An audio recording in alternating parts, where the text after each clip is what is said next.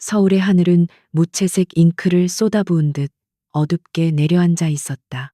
장대 같은 빗줄기가 강남의 마천루 유리를 쉴 새 없이 때렸고, 화려한 네온 사이는 빗물에 번져 비현실적인 색채의 강을 이루었다. 도시의 심장은 평소처럼 바쁘게 뛰었지만 그 소음마저도 거센 빗소리에 묻혀 희미하게 들려왔다. 사람들은 저마다의 목적지를 향해 발걸음을 재촉했고, 흠뻑 젖은 아스팔트는 고급 세단들의 헤드라이트 불빛을 개걸스럽게 삼켰다. 차양 밑 세상의 속도에서 비껴난 한 여자가 있었다. 사람들은 그녀를 바보라고 불렀다. 자신의 진짜 이름이 무엇이었는지, 어디서 왔는지 그녀는 기억하지 못했다. 5년이라는 시간은 그녀의 과거를 통째로 지워버렸고, 머릿속은 안개처럼 흐릿한 공허함으로 가득 차 있었다.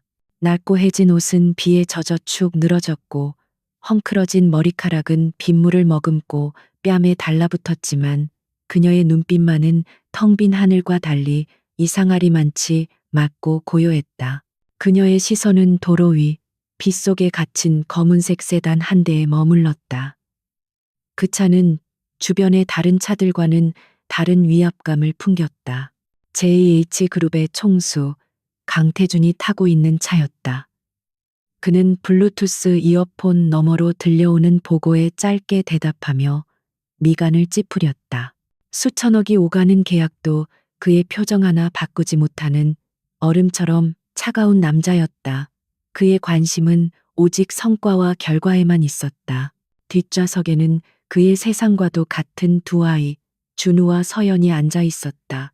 5살 쌍둥이는 값비싼 옷을 입고 있었지만 아이들 특유의 활기찬 모습은 찾아보기 어려웠다.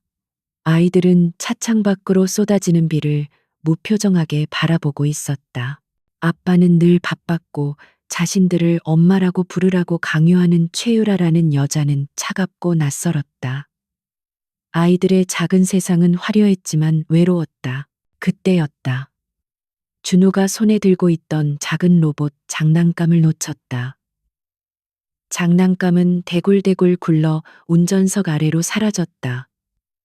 네, 로봇. 준우가 작게 외쳤고 그 소리에 서연의 시선도 따라 움직였다.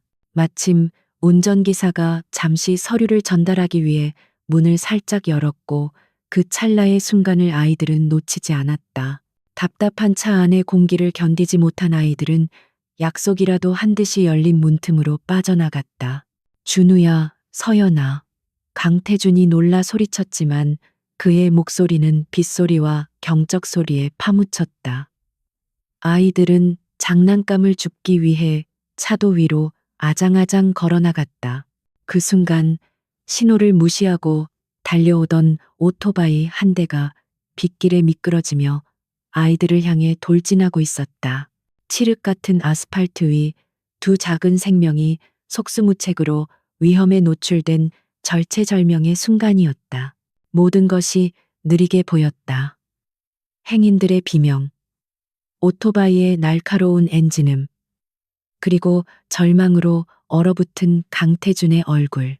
바로 그 순간 비에 젖은 누더기 같은 형체가 번개처럼 튀어나갔다. 사람들이 바보라고 부르던 여자 안민서였다. 그녀는 아무것도 생각하지 않았다. 그저 두 아이를 향해 몸을 날려야 한다는 본능만이 그녀의 온몸을 지배했다. 그녀는 아이들을 품에 안고 옆으로 굴렀다. 끼익 하는 굉음과 함께 오토바이가 그녀의 등을 스치고 지나갔다. 아스팔트에 쓸린 팔에서는 피가 배어 나왔지만 그녀는 아픔을 느낄 겨를도 없었다. 품 안에 안긴 두 아이의 온기와 가쁜 숨소리만이 그녀의 모든 감각을 채웠다. 아이들은 놀라 울음을 터뜨렸지만 이상하게도 그녀의 품을 파고들며 꼭 붙잡고 놓지 않았다. 강태준은 심장이 멎는 것 같은 기분이었다.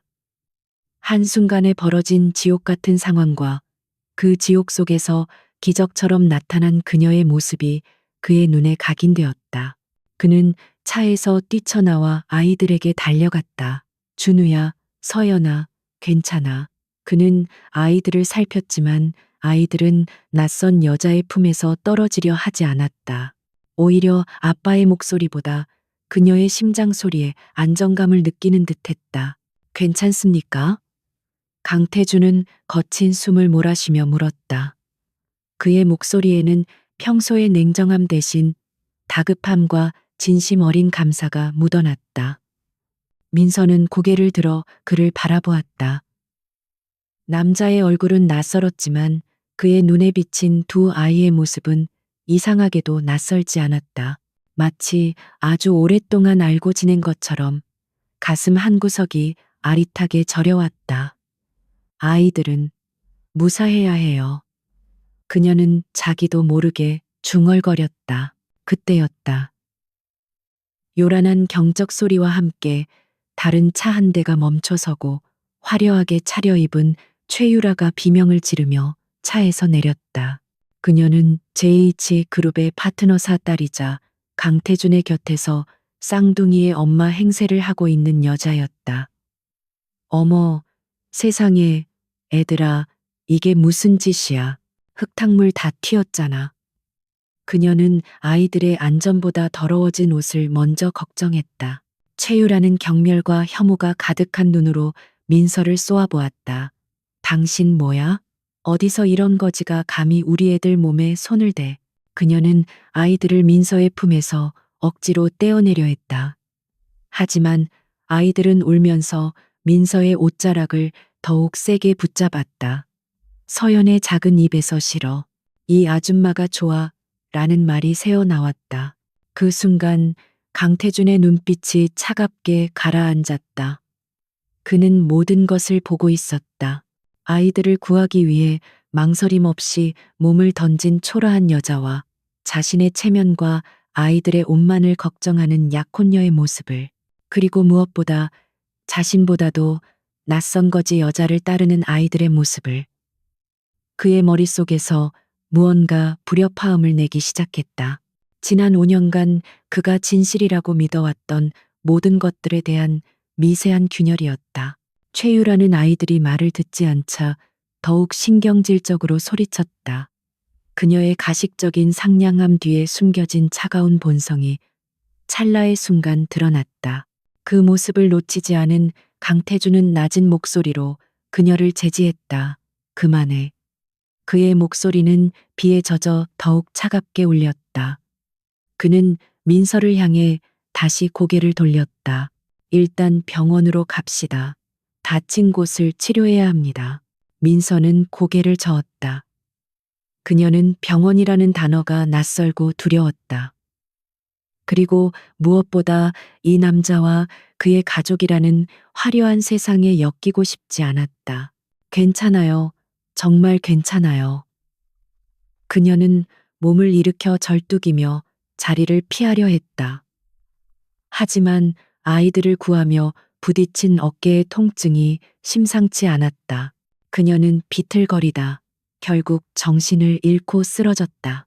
강태주는 망설임 없이 쓰러지는 그녀를 받아 안았다.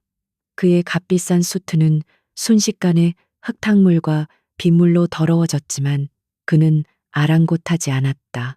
깃털처럼 가벼운 그녀의 몸과 희미하게 느껴지는 숨결에 그는 알 수 없는 감정에 휩싸였다.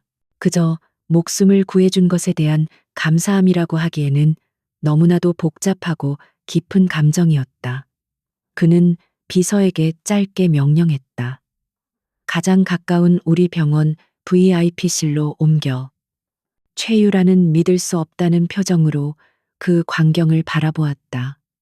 감히 저런 더러운 여자를 태준 씨가 직접 안다니 그녀의 얼굴이 질투와 분노로 일그러졌다. 그녀는 아이들을 거칠게 잡아 끌며 차에 태웠다. 도대체 왜 저런 여자한테 신경을 쓰는 거야? 그냥 돈이나 몇 푼 쥐어주고 보내면 될 것을. 그녀의 불만에 찬 목소리가 빗속으로 흩어졌다. 병원으로 향하는 차 안, 강태주는 정신을 잃은 민서의 얼굴을 말없이 내려다보았다. 흙과 먼지로 얼룩져 있었지만 그 아래로 드러난 이목구비는 어딘가 익숙한 느낌을 주었다. 특히 감긴 눈매와 오똑한 코는 그의 기억 속 깊은 곳에 잠들어 있던 누군가를 떠올리게 했다. 그는 고개를 저으며 쓸데없는 생각이라 치부했다. 5년 전 그 끔찍한 사고로 아내를 잃었다. 아니, 그녀는 사라졌다. 의사는 민서의 상태가 가벼운 타박상과 탈진 외에는 큰 문제가 없다고 진단했다. 강태주는 그녀가 깨어날 때까지 VIP 병실을 지켰다. 비서는 그녀의 신원을 조회했지만 아무것도 나오지 않았다. 이름도 가족도 주소도 없는 그저 서울 길거리를 떠도는 수많은 무연고자 중 한 명일 뿐이었다. 그는 깨끗하게 씻기고 새 환자복을 입은 그녀의 모습을 보았다. 아까의 초라함은 온데간데 없고 창백한 얼굴 위로 드러난 본연의 모습은 단아하고 아름다웠다. 잠시 후 민서가 천천히 눈을 떴다. 낯선 천장과 소독약 냄새에 그녀는 혼란스러워했다. 여긴. 그녀가 힘겹게 입을 열었다. 병원입니다. 제가 데려왔습니다. 강태준이 차분하게 대답했다.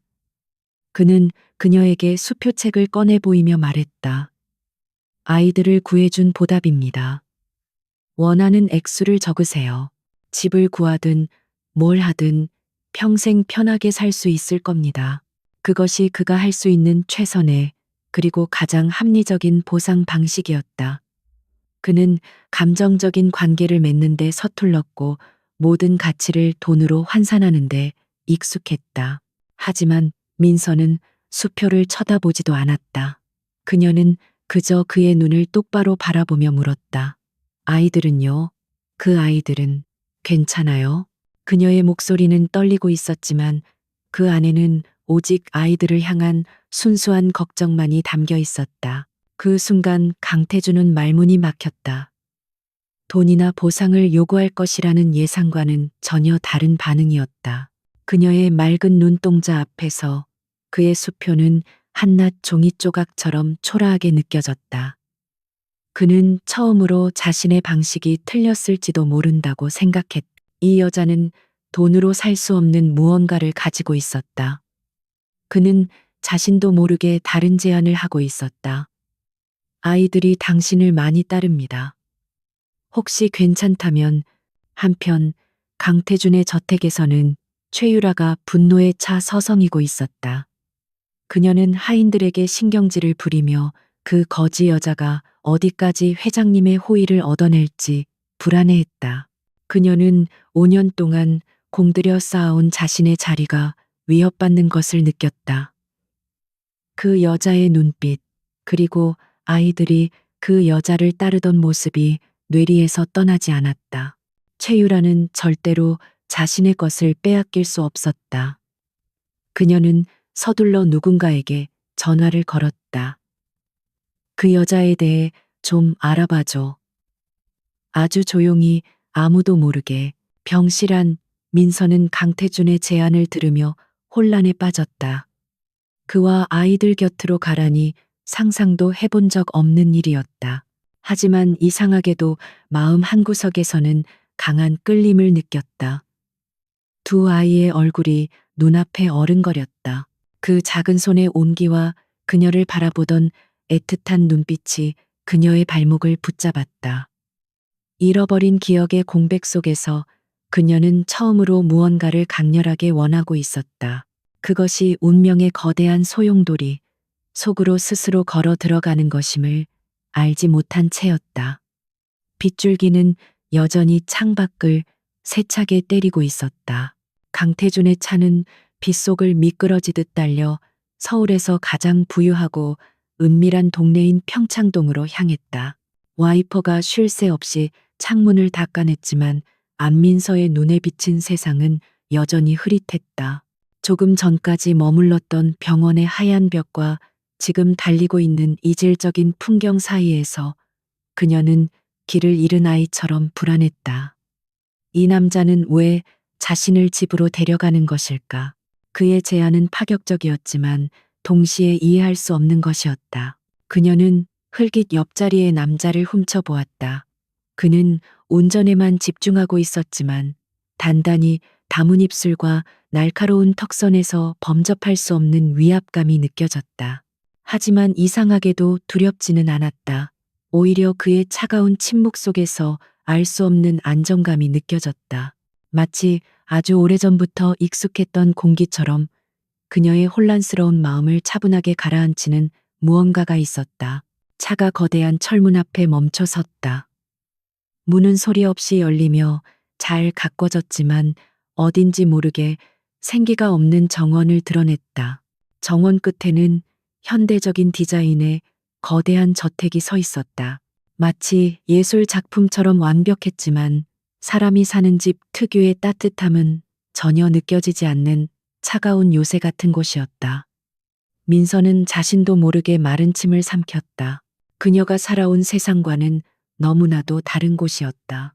저택의 현관문이 열리고 집사와 가정부들이 일렬로 서서 그들을 맞았다. 그들은 강태준의 옆에 선 병원복 차림의 초라한 민서를 보고 놀라움을 감추지 못했지만 누구 하나 입을 열지는 않았다. 그저 훈련된 대로 고개를 숙일 뿐이었다. 집안의 공기는 바깥에 비해 젖은 공기보다도 훨씬 차갑고 무겁게 느껴졌다.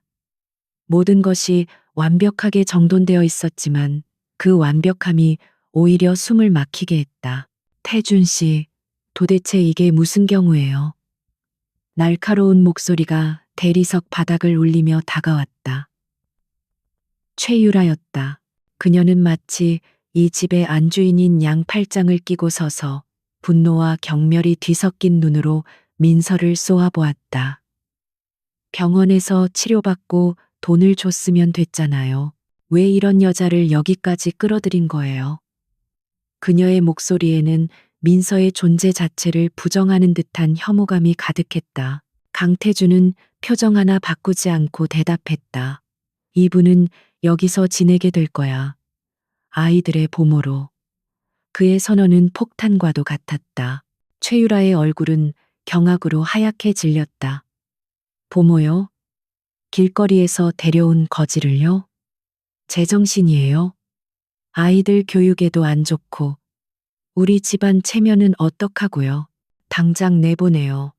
그녀는 이성을 잃고 소리쳤다. 자신의 영역이 침범당했다는 위기감이 그녀를 잠식했다. 이분은 아이들의 목숨을 구했어. 나에겐 그것만으로도 충분한 자격이야. 강태준의 목소리는 낮았지만 단호했다. 그는 최유라를 지나쳐 민서에게 말했다. 그리고 아이들이 이분을 믿고 따르는 것 같더군.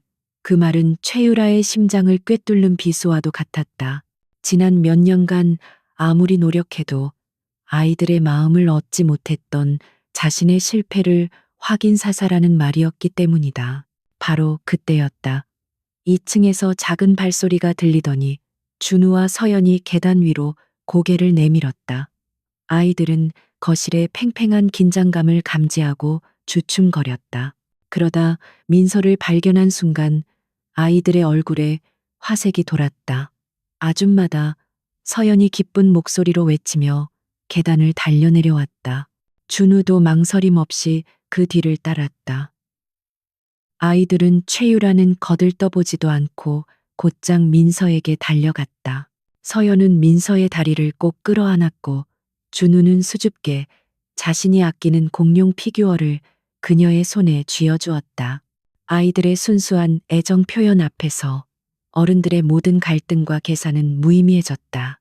민서는 자신도 모르게 무릎을 굽혀 아이들과 눈을 맞췄다.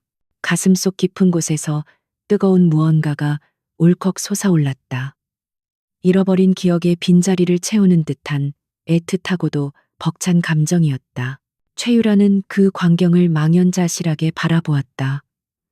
자신이 아무리 비싼 장난감을 사주고 맛있는 음식을 해줘도 단 한 번도 보지 못했던 아이들의 환한 미소였다. 저 거지 같은 여자에게는 너무나도 쉽게 허락된 그 미소가 그녀의 자존심을 산산조각 냈다. 강태준은 말없이 그 모든 것을 지켜보고 있었다. 아이들의 행동은 그 어떤 말보다도 더 확실한 증거였다. 그의 결정이 옳았다는 것을 증명하는 증거. 김 집사, 이분 방을 준비해줘. 아이들 방에서 가까운 곳으로. 강태준의 명령에 최유라는 더 이상 아무 말도 할 수 없었다. 그녀는 분노에 찬 눈으로 민서를 노려볼 뿐이었다. 그 눈빛은 반드시 어떤 수를 써서라도 저 여자를 이 집에서 몰아내고 말겠다는 사악한 다짐을 담고 있었다. 민서는 그 살기 어린 시선을 애써 외면하며 아이들의 작은 손을 꼭 잡았다. 민서는 집사가 안내하는 방으로 향했다. 손님용 방이라기보다는 직원용 숙소에 가까운 작고 아담한 방이었다. 하지만 길거리 생활에 익숙했던 그녀에게는 궁전과도 같았다. 잠시 후 나이가 지긋한 가정부장이 새 옷 몇 벌을 들고 와 딱딱한 말투로 집안의 규칙에 대해 설명했다. 그녀의 눈에도 민서를 향한 의심과 경계심이 서려 있었다. 이 거대한 저택에서 민서는 완벽한 이방인이었다. 그날 오후 민서는 아이들과 함께 정원에서 시간을 보냈다. 아이들은 마치 오랫동안 헤어졌던 엄마를 만난 강아지처럼 그녀의 곁을 떠나지 않았다. 서연은 민서의 무릎에 앉아 그림책을 읽었고 준우는 자신이 만든 레고 작품을 자랑했다.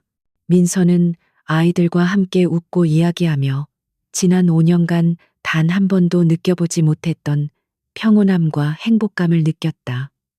그녀의 웃음소리는 생기 없던 정원에 온기를 불어넣었다. 강태준은 자신의 서재 창문 너머로 그 모습을 지켜보고 있었다. 그는 복잡한 서류에서 눈을 떼고 자신도 모르게 한참 동안 그들을 바라보았다. 아이들의 얼굴에 떠오른 진심 어린 미소. 그리고 그 미소를 만들어내는 기억을 잃은 한 여자의 자연스러운 몸짓. 그는 문득 5년 전 아내가 아이들을 임신했을 때 함께 꿈꾸었던 미래의 한 장면을 보는 것 같다는 착각에 빠졌다. 그때 최유라가 정원으로 나갔다. 그녀는 값비싼 선물이 담긴 쇼핑백을 들고 아이들에게 다가갔다. 서연아, 준우야, 엄마가 너희들 주려고 백화점에서 제일 좋은 걸로 사왔어. 그녀는 일부러 엄마라는 단어에 힘을 주며 민서를 흘겨보았다.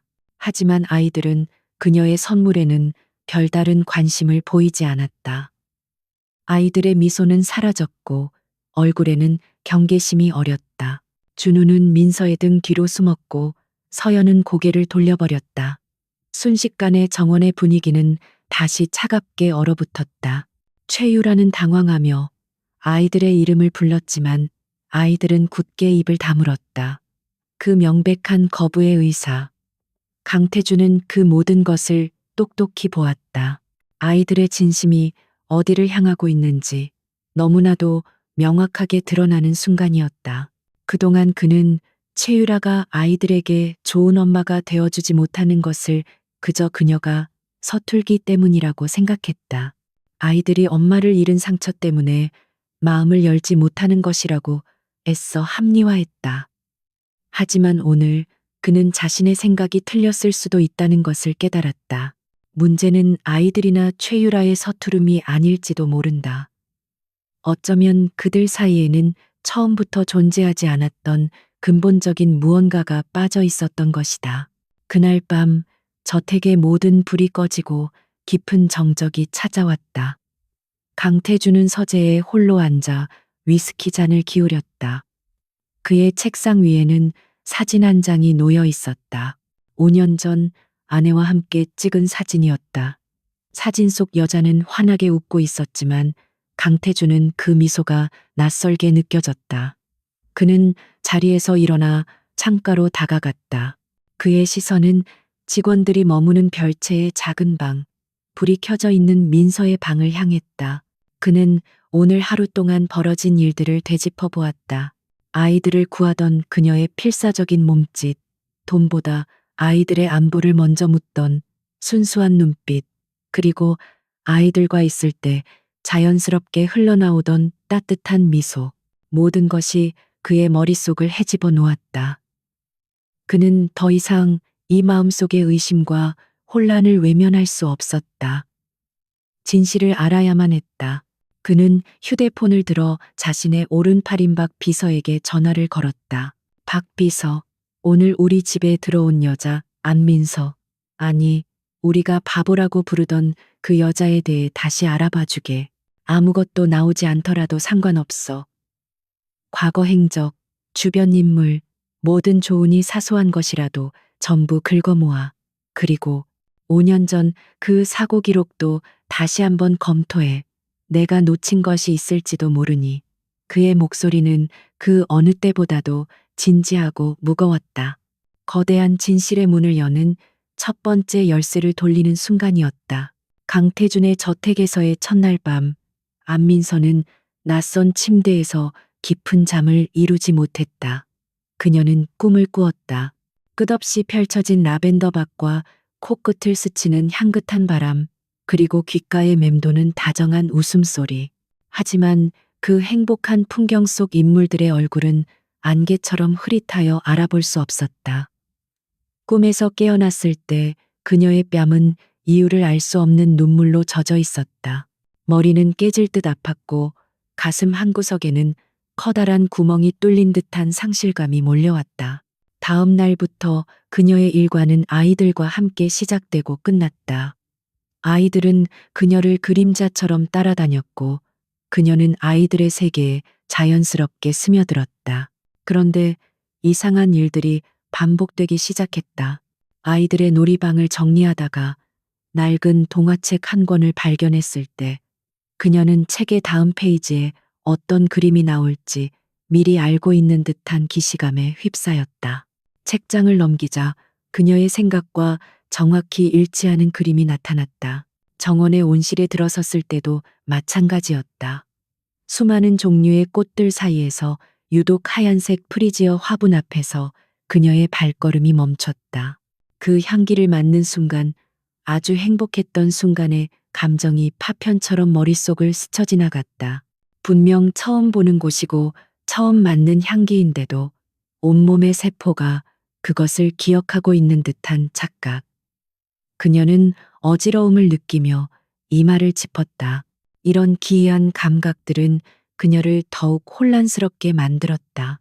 아이들의 작은 습관들도 그녀에게는 예언처럼 다가왔다. 준우가 저녁을 먹기 전에는 반드시 손을 3번 씻어야 직성이 풀리는 버릇이라든가, 서연이 그림을 그릴 때면 자기도 모르게 콧노래를 흥얼거리는데 그 멜로디가 이상하게도 익숙하게 들렸다. 민서는 자신이 어떻게 그 사실을 미리 짐작하는지 설명할 수 없었다.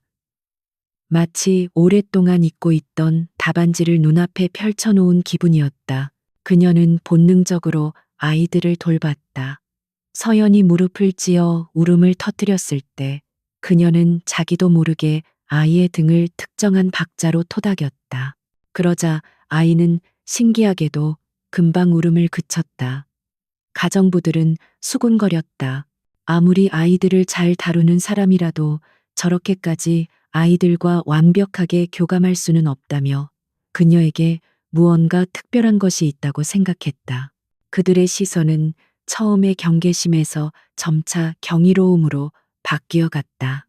이 모든 변화를 지켜보는 최유라의 속은 새까맣게 타들어가고 있었다. 그녀는 강태준의 마음을 얻기 위해, 그리고 이 집의 안주인이 되기 위해 지난 5년간 온갖 노력을 다했다. 아이들의 환심을 사려고 값비싼 선물을 안기고 유명한 교사들을 붙여주었지만 아이들은 언제나 그녀에게 얇은 유리벽을 치고 있었다. 그런데 갑자기 나타난 저 거지 여자가 단 며칠 만에 그 벽을 허물어버린 것이다. 질투와 위기감에 사로잡힌 최유라는 민서를 몰아내기 위한 계획을 세웠다. 처음에는 사소한 괴롭힘으로 시작했다. 그녀는 민서가 청소한 곳에 일부러 먼지를 뿌려놓고는 게으르다고 타박했고 그녀가 만든 음식이 맛이 없다며 하인들 앞에서 모욕을 주었다. 하지만 민서는 묵묵히 모든 것을 견뎌냈다. 그녀의 그런 태도는 최유라를 더욱 분노하게 만들었다. 그녀는 더 확실하고 치명적인 방법을 쓰기로 결심했다. 어느 날 오후 최유라는 자신이 아끼는 다이아몬드 귀걸이 한쪽이 없어졌다며 집안을 발칵 뒤집어 놓았다. 수천만 원을 호가하는 고가의 물건이었다. 그녀는 눈물을 글썽이며 마치 세상이 무너진 것처럼 연기했고 집안의 모든 하인들은 귀걸이를 찾기 위해 동원되었다. 최유라는 교묘하게 모든 의심의 화살이 민서에게 향하도록 상황을 유도했다. 그 여자가 들어온 뒤부터 집안에 이상한 일이 생기는 것 같아. 혹시 김 집사는 난처한 표정을 지었지만 최유라의 성화에 못 이겨 결국 민서의 방을 수색하기로 했다. 규칙이니 어쩔 수 없습니다. 잠시 방 좀 확인하겠습니다. 민서는 억울했지만 아무 말도 할 수 없었다. 그녀의 작은 방은 순식간에 낯선 손들에 의해 헤집어졌다. 옷가지 몇 벌과 낡은 신발이 전부인 훔칠 만한 것이라고는 아무것도 없는 초라한 공간이었다.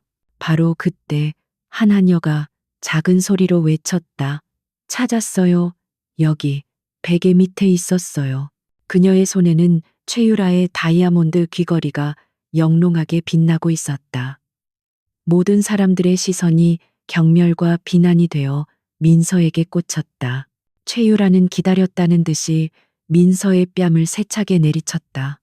이 도둑년, 내가 은혜를 베풀어 거둬줬더니 감히 내 물건에 손을 대.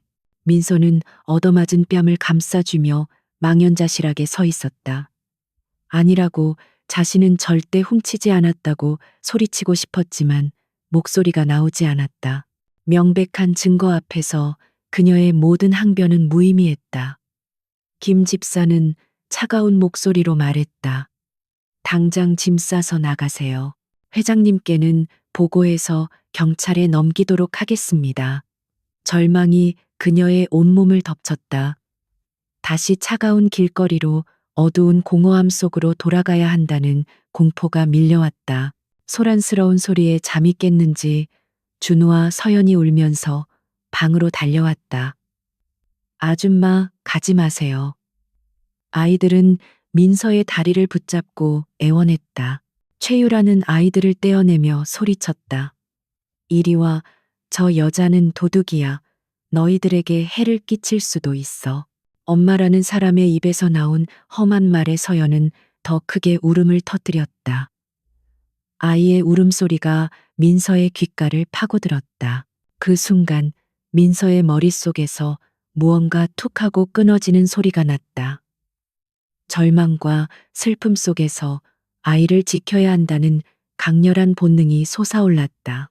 그녀는 자기도 모르게 울고 있는 서연을 향해 노래를 부르기 시작했다. 그것은 서연이 그림을 그릴 때마다 흥얼거리던 바로 그 멜로디였다. 하지만 이번에는 멜로디뿐만이 아니었다. 그녀의 입에서는 잊고 있던 가사들이 샘물처럼 흘러나왔다. 작은 별아, 반짝반짝 밤하늘에서 빛나렴. 엄마가 늘 지켜줄게. 아가야, 좋은 꿈 꾸렴. 그 자장가는 그녀가 5년 전 갓 태어난 쌍둥이를 품에 안고 매일 밤 불러주던 노래였다. 그녀 자신은 기억하지 못했지만 그녀의 영혼과 몸은 그 노래를 기억하고 있었다. 애틋하고 따뜻한 목소리가 방 안을 가득 채웠다. 노래가 시작되자 마법 같은 일이 벌어졌다. 아이들은 울음을 뚝 그치고 넋을 잃은 채 민서를 바라보았다. 그들의 눈에는 놀라움과 함께 깊은 그리움이 담겨 있었다. 하인들도 모두 움직임을 멈추고 그녀의 노래에 귀를 기울였다. 최유라의 얼굴은 새하얗게 질려 있었다. 저 노래는 분명 자신이 모르는 노래였다. 아이들의 친엄마만이 알 수 있는 노래. 지금 다들 뭐 하는 건가? 얼음장처럼 차가운 목소리가 그들의 등 뒤에서 들려왔다. 퇴근하고 돌아온 강태준이었다.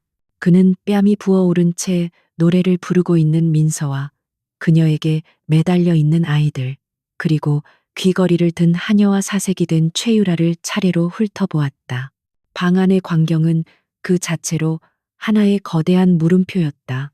강태준의 등장에 최유라는 정신을 차리고 다시 연기를 시작했다. 태준 씨, 잘 왔어요. 저 여자가 내 귀걸이를 훔쳤어요. 증거도 있어요. 당장 경찰에. 하지만 그녀의 말은 끝을 맺지 못했다. 준우가 강태준에게 달려가 그의 바지를 붙잡고 외쳤다. 아니에요, 아빠. 이 아줌마는 도둑 아니에요. 그리고 방금 엄마 노래를 불렀어요. 엄마 노래라는 말에 강태준의 심장이 쿵하고 내려앉았다. 그는 민서를 바라보았다. 그녀는 노래를 멈추고 혼란스러운 눈으로 그를 보고 있었다. 그녀 역시 자신이 왜 이 노래를 알고 있는지, 왜 눈물이 멈추지 않는지 알 수 없었다. 도둑으로 몰린 억울함보다 더 큰 정체를 알 수 없는 슬픔이 그녀의 마음을 뒤흔들고 있었다. 강태준의 머릿속은 복잡하게 얽혔다. 도난 사건, 그리고 정체불명의 자장가. 두 사건은 전혀 어울리지 않았지만 기이하게도 하나의 진실을 향하고 있는 듯했다. 방 안의 공기는 팽팽한 활시위처럼 긴장감으로 가득했다. 강태준의 시선은 흐느끼는 최유라, 겁에 질린 하인들, 그리고 모든 것의 중심에 서 있는 안민서 사이를 오갔다. 그는 감정을 드러내지 않는 포커페이스의 대가였지만 그의 차가운 눈빛 뒤에서는 수만 가지 생각들이 폭풍처럼 휘몰아치고 있었다. 아이들의 증언과 민서가 부른 자장가는 도난 사건이라는 표면적인 문제를 단숨에 삼켜버리는 거대한 미스터리를 만들어냈다. 그는 먼저 상황을 정리해야 했다. 김 집사, 하인들은 모두 물러가게 해. 그리고 이 귀걸이는 내가 맡아두겠어. 그의 목소리는 낮았지만 거역할 수 없는 힘이 실려 있었다. 하인들은 안도와 두려움이 뒤섞인 표정으로 서둘러 방을 나갔다. 강태준은 아이들을 돌아보았다. 준우, 서연, 이제 늦었으니 방으로 돌아가렴. 하지만 아이들은 민서의 옷자락을 놓지 않고 고개를 저었다. 아줌마랑 같이 잘래요. 서연이 눈물을 그렁이며 말했다. 그 순간 강태준은 처음으로 아이들에게 미안함을 느꼈다. 자신이 만들어준 화려한 울타리 안에서 아이들이 얼마나 외로웠는지를, 그리고 저 기억을 잃은 여자가 얼마나 큰 위안이 되어주고 있는지를 깨달았다. 그는 잠시 망설이다 고개를 끄덕였다. 민서 씨, 오늘 밤은 아이들과 함께 있어 주시겠습니까? 그의 정중한 요청에 최유라의 얼굴이 다시 한번 굳어졌다. 민서가 아이들을 데리고 방을 나가자 거실에는 강태준과 최유라 단둘만이 남았다. 최유라는 기다렸다는 듯이 억울함을 토해내기 시작했다. 태준 씨, 어떻게 저 여자 편을 들 수 있어요? 내 말을 못 믿는 거예요? 저 여자는 도둑이고 당신과 아이들을 속이고 있는 거라고요. 그녀의 목소리는 히스테릭하게 떨렸다. 하지만 그녀의 연기는 더 이상 강태준에게 통하지 않았다. 그 자장가, 들어본 적 없는 노래인데. 강태준은 소파에 깊숙이 몸을 묻으며 차갑게 말했다. 그의 눈은 어둠 속에서도 형형하게 빛나며 최유라의 심장을 꿰뚫는 듯했다. 당신이 아이들에게 불러주는 노래는 항상 영어 동요 아니었나? 그의 날카로운 지적에 최유라는 순간 할 말을 잃었다. 그건 그냥 흔한 자장가예요. 어디서 주워 듣고 따라 부른 거겠죠. 그녀는 황급히 변명했다. 아이들은 엄마 노래라고 하더군. 강태준은 말을 이었다. 지난 5년간 아이들이 당신을 엄마라고 부를 때 단 한 번도 오늘처럼 확신에 찬 목소리를 들어본 적이 없어. 그의 말 한마디 한마디는 최유라가 쌓아 올린 거짓의 성벽을 무너뜨리는 망치질과도 같았다. 그는 자리에서 일어나 그녀에게 다가갔다. 그리고 그 귀걸이, 너무나도 절묘한 타이밍에 너무나도 완벽한 장소에서 발견됐어. 마치 잘 짜인 연극처럼 최유라는 그의 서늘한 기세에 눌려 뒷걸음질 쳤다. 아니에요. 날 의심하는 거예요? 난 당신과 아이들을 위해.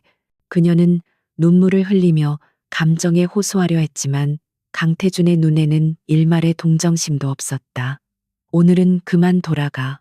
이 문제는 내가 직접 조사하겠어. 그의 목소리는 최종 선고와도 같았다. 최유라는 더 이상 매달리지 못하고 분노와 굴욕감에 떨며 저택을 떠났다. 다음 날 강태준은 JH그룹 본사 최상층에 위치한 자신의 집무실로 박 비서를 불렀다. 조사 결과 말씀드리겠습니다. 박 비서는 조금의 군더더기도 없이 보고를 시작했다. 그는 먼저 안민서에 대한 자료를 내밀었다. 말씀하신 대로 바보라고 불리던 이 여자의 과거 기록은 찾을 수 없었습니다. 정확히 5년 전을 기점으로 마치 세상에 처음 나타난 사람처럼 모든 기록이 전무합니다. 5년 전, 그 숫자가 강태준의 뇌리를 강하게 때렸다.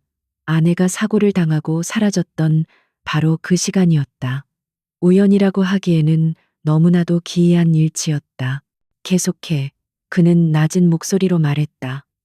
박 비서는 다음 서류를 펼쳤다. 그것은 최유라의 재정 기록이었다. 최유라 씨는 지난 몇 년간 정기적으로 거액의 현금을 인출했습니다. 사용처가 불분명한 자금입니다. 그리고 특이한 점이 하나 있습니다. 박 비서는 특정 거래 내역을 가리켰다. 5년 전 사고가 있었던 주에 최유라 씨가 거액의 돈을 한 흥신소와 유령 회사로 보이는 곳에 송금한 기록이 있습니다. 박 비서의 보고는 강태준의 의심을 확신으로 바꿔놓고 있었다. 그는 눈을 감았다. 머릿속에서는 5년 전 그날의 기억이 안개처럼 피어오르기 시작했다. 그날은 비가 내렸다. 아내와의 사소한 다툼 후 그녀는 머리를 식히겠다며 차를 몰고 나갔다. 그리고 몇 시간 뒤 그는 병원에서 연락을 받았다. 아내가 교통사고를 당했다는 청천벽력 같은 소식이었다. 병원에 도착했을 때 그를 맞이한 것은 최유라였다.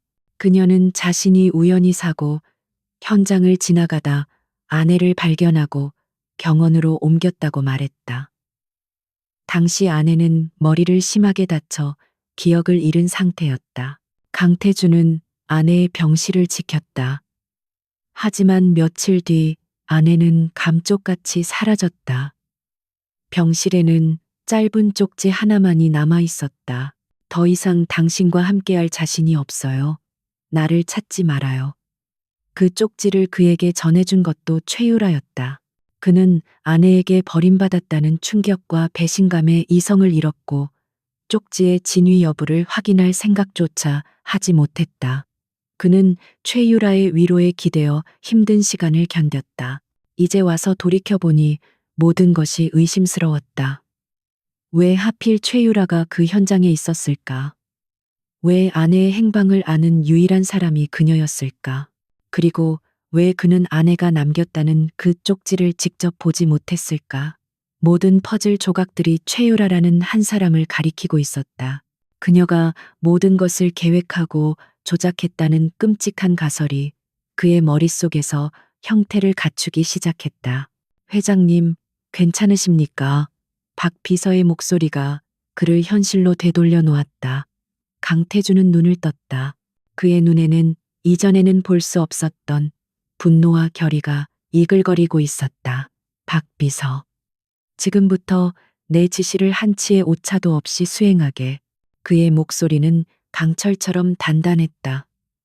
5년 전 최유라가 고용했던 흥신소를 찾아. 돈이 얼마가 들든 상관없어. 그들이 무슨 일을 했는지 알아내.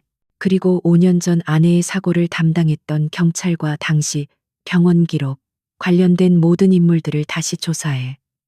내가 모르는 무언가가 분명히 있을 거야. 그의 지시는 쉴 틈 없이 이어졌다. 그는 더 이상 과거에 갇힌 피해자가 아니었다. 그는 자신의 손으로 직접 진실을 파헤치기로 결심한 사냥꾼이었다. 그는 마지막으로 가장 중요한 명령을 내렸다. 그리고 안민서 씨, 그 여자의 DNA 샘플을 확보해. 머리카락 한 올, 사용한 컵, 뭐든 좋아. 누구도 눈치채지 못하게 아주 조심스럽게.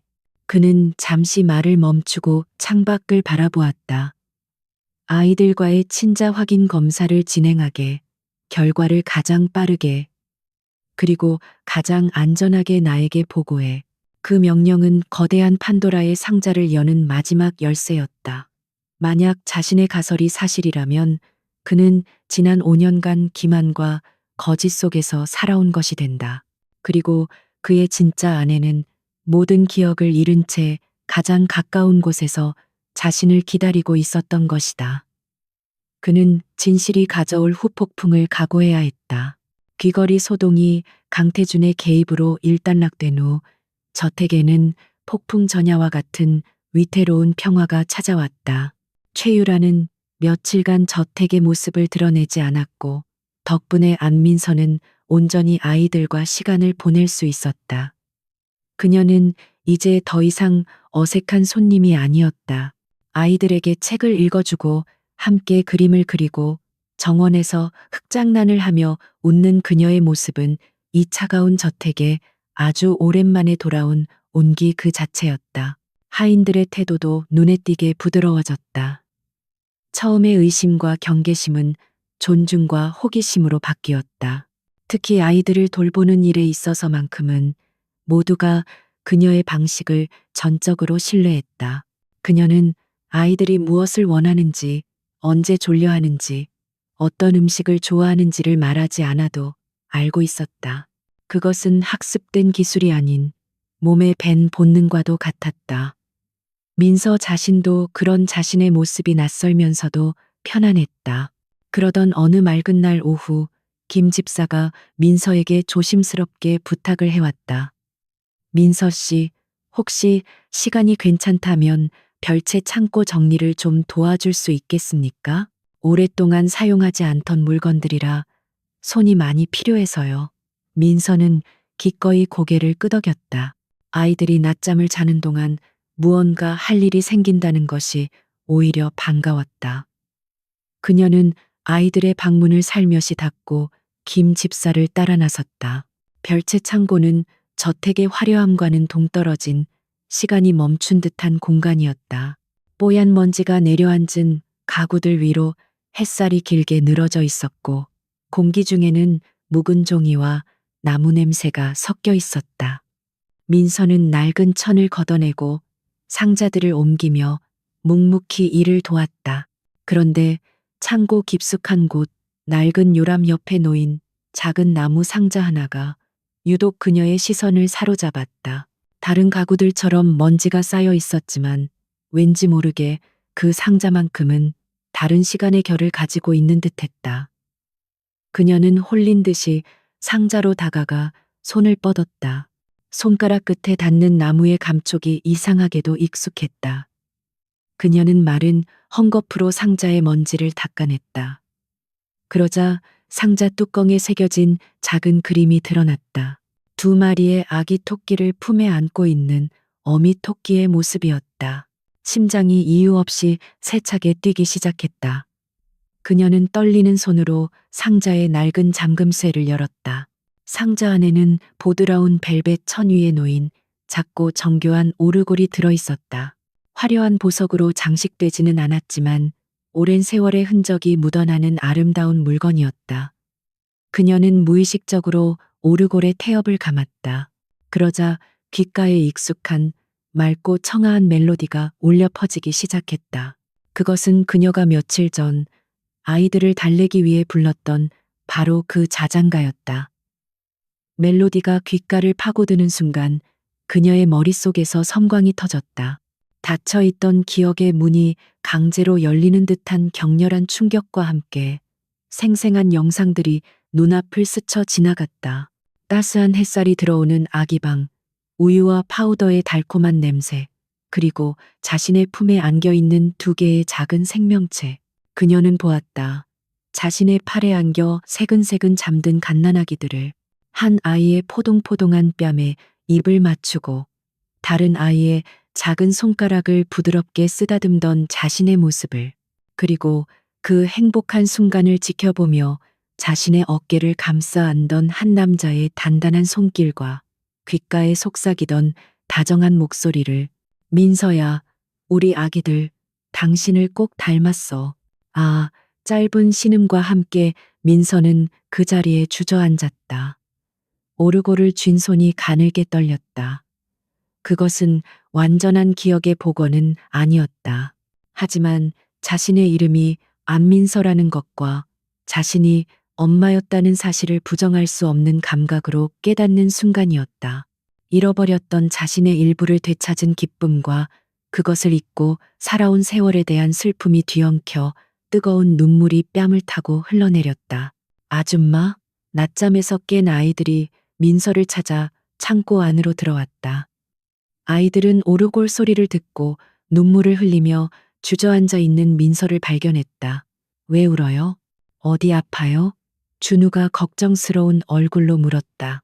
서연은 민서에게 다가가 그녀의 눈물을 작은 손으로 닦아주려 애썼다. 아이들의 순수한 위로에 민서의 마음은 더욱 미어지는 듯했다. 서연은 울고 있는 민서를 꼭 안아주며 마치 어른처럼 그녀의 등을 토닥였다.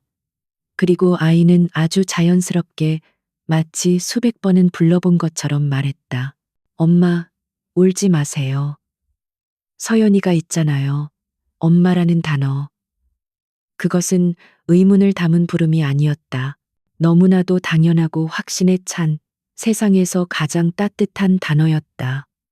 준우 역시 민서를 바라보며 조용히 고개를 끄덕였다. 아이들은 이미 알고 있었던 것이다. 영혼으로, 본능으로, 지금, 무슨 짓들이야. 그 순간 창고 입구에서 얼음처럼 차가운 목소리가 들려왔다. 아이들을 찾아 나섰던 최유라였다. 그녀는 아이들이 민서를 엄마라고 부르는 장면을 똑똑히 목격했다. 그녀의 시선은 민서의 손에 들린 오르골에 닿았고 그 순간 그녀의 얼굴은 공포로 하얗게 질렸다. 저 오르골은 분명 5년 전 사고 현장에서 자신이 직접 빼돌려 버렸던 물건이었다. 최유라의 머릿속이 하얘졌다. 어떻게 저것이 여기에 모든 증거를 없앴다고 생각했는데 그녀의 완벽했던 계획에 치명적인 균열이 생기는 소리가 들렸다. 그녀는 본능적인 위기감에 사로잡혀 아이들에게 달려가 거칠게 팔을 잡아 끌었다. 이리 와, 엄마는 나잖아. 어디서 이상한 소리를 배워온 거야. 그녀의 날카로운 목소리에 아이들은 놀라 울음을 터뜨렸다. 그녀는 민서에게 다가가 쏘아붙였다. 네가 아이들한테 무슨 헛소리를 가르친 거야. 그리고 그건 또 뭐야? 어디서 훔쳤어? 그녀는 민서의 손에서 오르골을 낚아채려 했다.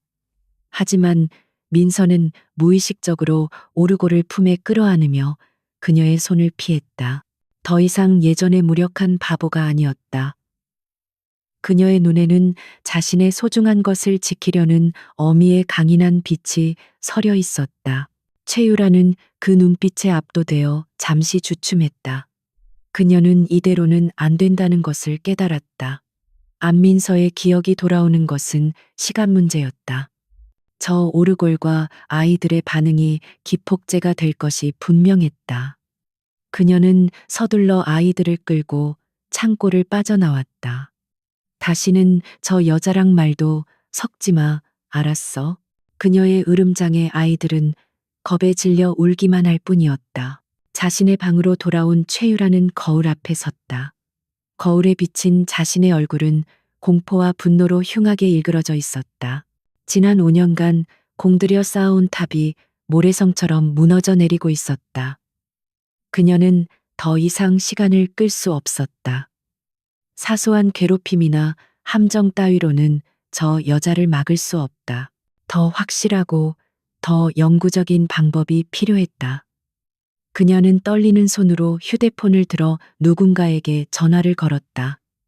나야, 계획을 앞당겨야겠어. 돈은 얼마든지 줄 테니 그 여자 확실하게 처리해. 다시는 내 눈앞에 나타나지 못하게. 영원히. 최유라는 자신의 방에서 초조하게 손톱을 물어뜯었다. 그녀가 고용한 남자로부터 문자가 도착했다. 목표물 이동 시작. 그녀는 안도의 한숨을 내쉬면서도 심장이 불안하게 날뛰는 것을 멈출 수 없었다. 이것은 그녀의 마지막 도박이었다. 이 계획이 성공하면 안민서는 이 세상에서 영원히 사라지고 모든 것은 제자리로 돌아갈 것이다. 하지만 실패한다면 그녀는 감히 그 결과를 상상하고 싶지도 않았다. 몇 시간 전 최유라는 가면을 썼다. 그녀는 그동안의 악행을 모두 잊은 듯 세상에서 가장 다정하고 반성하는 얼굴로 민서에게 다가갔다. 민서 씨, 그동안 내가 너무 예민하게 굴었어요. 미안해요. 그녀의 갑작스러운 사과에 민서는 당황했지만 그녀의 본성은 사람을 의심하기보다 믿어주는 쪽이었다. 아니에요. 제가 갑자기 나타나서 혼란스러우셨을 거예요. 최유라는 기회를 놓치지 않고 본론으로 들어갔다. 사실 아이들에게 깜짝 선물을 해주고 싶은데 요즘 유행하는 장난감 가게가 좀 먼 곳에 있더라고요. 내가 가면 아이들이 눈치챌 테니 민서 씨가 대신 좀 다녀와 줄 수 있을까요? 그녀는 최고급 아동용품점의 주소가 적힌 메모와 빳빳한 현금이 든 봉투, 그리고 대기시켜둔 차의 키를 내밀었다. 민서는 잠시 망설였다. 최유라의 갑작스러운 친절은 어딘지 모르게 부자연스러웠다. 길거리 생활은 그녀에게 사람의 숨겨진 의도를 감지하는 날카로운 본능을 남겼다. 하지만 아이들을 위한 선물이라는 말에 그녀의 마음은 흔들렸다. 아이들이 기뻐할 모습을 상상하자 작은 의심은 눈 녹듯 사라졌다. 네, 알겠어요. 얼른 다녀올게요. 그녀는 순순히 차에 올랐다. 차가 출발하고 민서는 창밖 풍경을 바라보았다. 처음 얼마가는 차가 올바른 방향으로 가는 듯했다. 하지만 시내를 벗어나자 운전사는 내비게이션의 경로를 무시하고 낯선 길로 접어들기 시작했다. 화려한 건물들은 사라지고 회색빛 공장과 낡은 건물들이 나타났다. 기사님, 길이 좀 이상한데요. 이쪽이 맞나요? 그녀가 불안한 목소리로 물었다.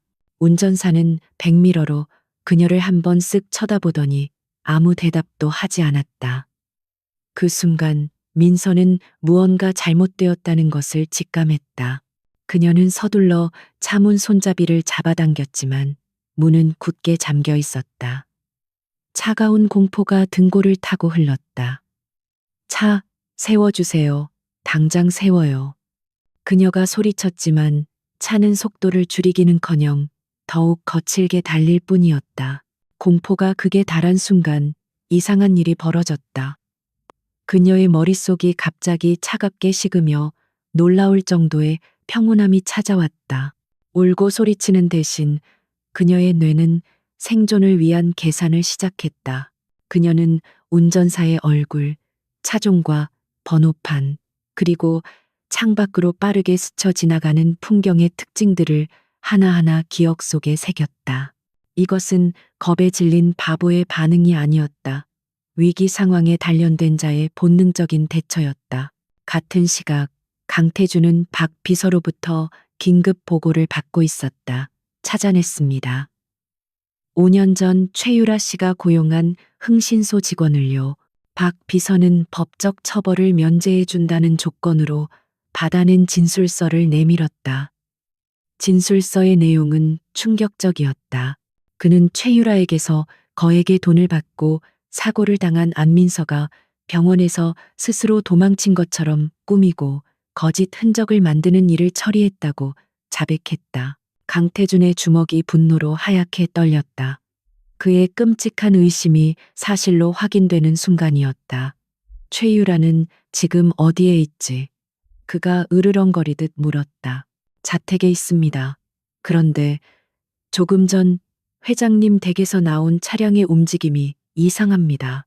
최유라 씨가 고용한 대리기사가 운전 중이고 안민서 씨가 탑승한 것으로 확인됐습니다. 박 비서는 실시간으로 추적되는 차량의 이동 경로를 태블릿 화면에 띄웠다. 차량은 인천항 근처의 폐창고 지대로 향하고 있었다. 그곳은 밀항선이 드나들고 범죄가 빈번하게 일어나는 위험한 장소였다. 모든 조각이 맞춰졌다. 최유라는 자신의 범죄를 영원히 묻어버리기 위해 민서를 납치하여 없애려는 것이었다. 당장 내 차 대기시켜 보안팀 전원과 함께 이동한다. 경찰에도 연락해 강태준은 자리에서 뛰쳐나가며 명령했다. 그의 눈에는 핏발이 서 있었다. 다시는 그녀를 잃을 수 없었다.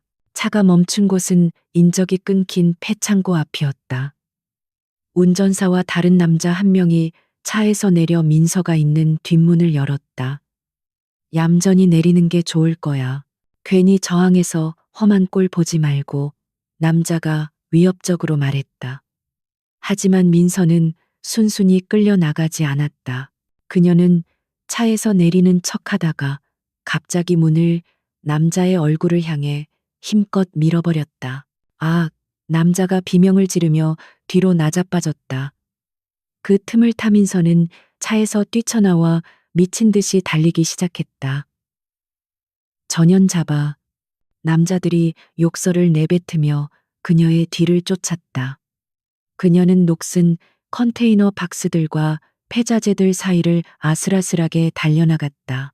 지난 5년간 길 위에서 살아남기 위해 익혔던 지형지물을 이용하고 몸을 숨기는 기술들이 본능적으로 튀어나왔다. 하지만 체력의 한계는 금방 찾아왔다. 막다른 길에 몰린 그녀는 거친 숨을 몰아쉬었다. 남자들이 포위망을 좁혀오며 비열하게 웃고 있었다. 이제 어디로 도망가시나. 절망적인 순간 그녀는 포기하지 않았다. 그녀는 바닥에 흙을 한 움큼 집어들어 다가오는 남자의 얼굴에 뿌렸다. 그리고 다른 남자의 급소를 발로 걷어찼다. 그녀의 저항은 예상외로 거셌고 효과적이었다. 그녀의 처절한 사투는 그러나 수적 열세를 극복하기에는 역부족이었다. 결국 머리채를 잡힌 그녀는 힘없이 아스팔트 바닥에 내동댕이 쳐졌다. 남자가 그녀의 위로 올라타 억센 손으로 목을 조르기 시작했다. 숨이 막혀오고 눈앞이 흐려졌다. 아이들의 얼굴이 마지막 잔상처럼 떠올랐다. 미안해, 아가들아. 엄마가 지켜주지 못해서. 그 순간이었다. 칠흑 같은 어둠을 찢는 날카로운 사이렌 소리와 함께 수십 개의 헤드라이트 불빛이 창고 지대를 대낮처럼 밝혔다. 움직이지 마. 모두 손들어. 확성기를 통해 울려 퍼지는 경고와 함께 검은 옷을 입은 보안 팀원들이 순식간에 남자들을 제압했다. 그리고 그 중심에서 지옥의 악기와도 같은 분노에 찬 얼굴에 강태준이 내렸다. 그는 모든 것을 제치고 쓰러져 있는 민서에게 달려갔다. 그는 그녀의 상처투성이인 얼굴과 공포에 질린 눈을 보자 심장이 갈갈이 찢어지는 듯한 고통을 느꼈다. 그는 조심스럽게 그녀를 부축해 품에 안았다. 그의 품은 놀랍도록 단단하고 따뜻했다. 민서는 혼란스러운 눈으로 그를 올려다보았다. 어떻게 여기에? 그녀가 힘겹게 속삭였다. 강태준은 그녀의 헝클어진 머리카락을 쓸어 넘겨주며 떨리는 목소리로 말했다. 지난 5년간 단 한 번도 입에 담지 못했던 그의 심장 속에만 묻어두었던 그 이름을. 민서야, 괜찮아. 이제 다 괜찮아. 내가 왔어. 그가 자신의 진짜 이름을 부르는 순간 민서의 머릿속에서 무언가 거대한 댐이 무너지는 듯한 굉음이 들렸다. 잊혔던 5년의 시간이 거대한 파도처럼 그녀를 덮쳐오기 시작했다. 민서야, 괜찮아. 이제 다 괜찮아. 내가 왔어. 강태준의 목소리가 고막을 파고드는 순간 안민서의 세상은 소리를 잃었다. 그녀의 진짜 이름. 지난 5년간 짙은 안개 속에 잠겨있던 그 이름이 가장 그리웠던 목소리를 통해 들려오는 순간 그녀의 머릿속을 가로막고 있던 거대한 벽에 균열이 가기 시작했다. 경찰들의 부산스러운 움직임, 사이렌 소리, 자신을 걱정스럽게 내려다보는 강태준의 얼굴이 초점을 잃고 멀어졌다. 그녀의 의식은 끝없는 어둠 속으로 추락했다.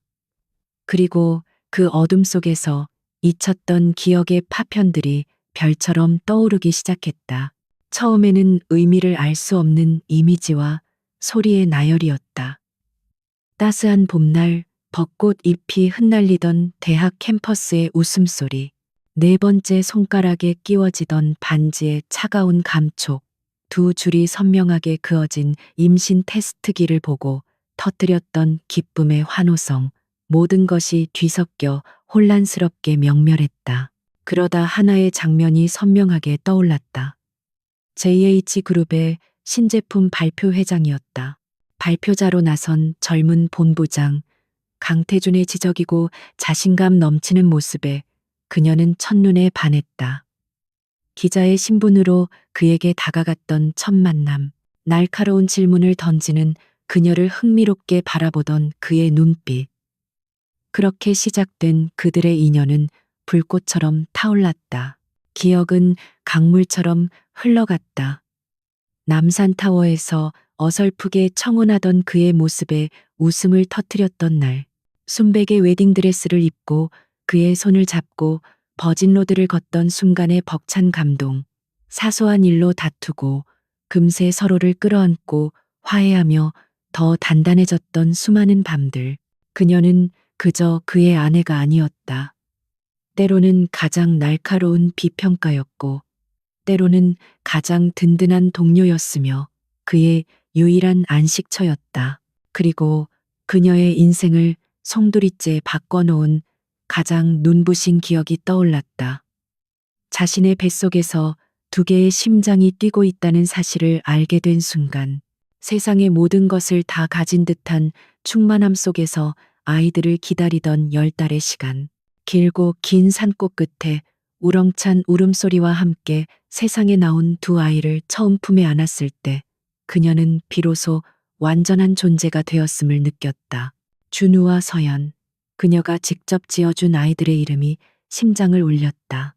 아이들의 작은 손가락, 보드라운 뺨의 감촉, 달콤한 전내음이 마치 어제의 일처럼 생생하게 느껴졌다. 아이들이 밤새 칭얼댈 때마다 그녀가 불러주었던 자장가, 바로 그 오르골의 멜로디였다. 아이들의 작은 버릇들, 웃음소리, 울음소리, 모든 것이 제자리를 찾으며 그녀의 기억 속에 각인되었다. 행복한 기억의 파노라마가 절정에 달했을 때 불길한 그림자 하나가 어른거렸다. 최유라, 그녀는 처음부터 친구가 아니었다. 아버지의 사업 때문에 강태준의 곁을 맴돌며 언제나 선망과 질투가 뒤섞인 눈으로 자신을 바라보던 여자. 민서 씨는 정말 좋겠어. 모든 걸 다 가졌잖아. 그녀가 웃으며 던지던 말 속에 숨겨진 서늘한 가시를 그때는 왜 알아채지 못했을까. 그리고 마침내 5년 전 그날의 기억이 봉인해서 풀려났다. 그날은 비가 내렸다. 강태준과 사소한 의견 다툼이 있었고 그녀는 머리를 식힐 겸 아이들 옷을 사러 백화점으로 향하는 길이었다. 백미러를 통해 자신을 따라오는 익숙한 차 한 대를 발견했다. 최유라의 차였다. 왜 나를 따라오지? 의아함이 고개를 드는 순간 반대편 차선에서 검은색 세단 한 대가 중앙선을 넘어 미친 듯이 자신을 향해 돌진해 왔다.